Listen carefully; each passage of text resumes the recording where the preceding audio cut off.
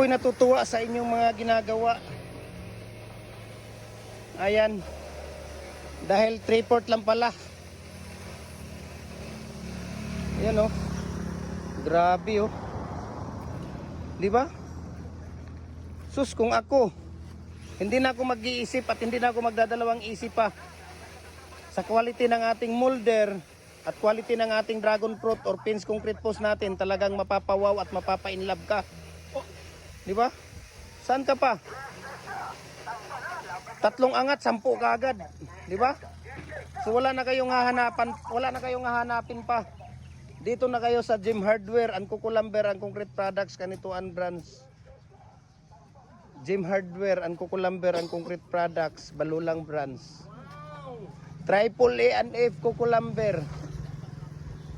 Ang ating YouTube natin, Gem Hardware and Kukulamber and Concrete Products, para mas updated pa kayo sa ating lahat ng mga video. Diba?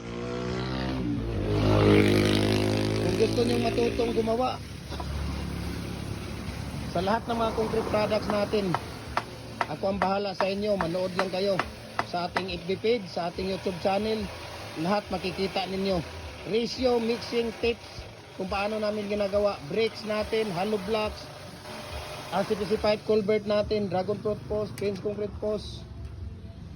Lahat ng mga molder natin, we can ship nationwide, Luzon, Visayas, Mindanao.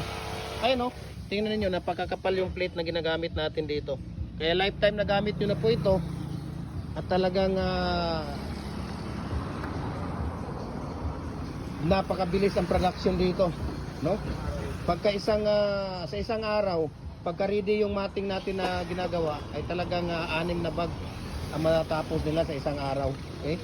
Pagka ready na yung mating, ibig sabihin yung bakal na nilalagay natin sa loob ng ating poste, pag ready na po yun, no? Ratio natin dito, 1 bag of cement, Portland type 1 or type 1P. Portland cement, siguraduhin ninyo na Portland cement ang ginagamit ninyo na simento. 6 na bag na sako na buhangin, 3 or 4 na karatilya, 3 or 4 na bucket na tubig, no? Ang palabas natin dito sa 6 feet, 8 piraso, sa 7 feet, 7 piraso, sa 8 feet, 8 piraso. Kaya semi-special po yung ginagawa natin. Okay? So mabuhay and God bless po sa ating lahat.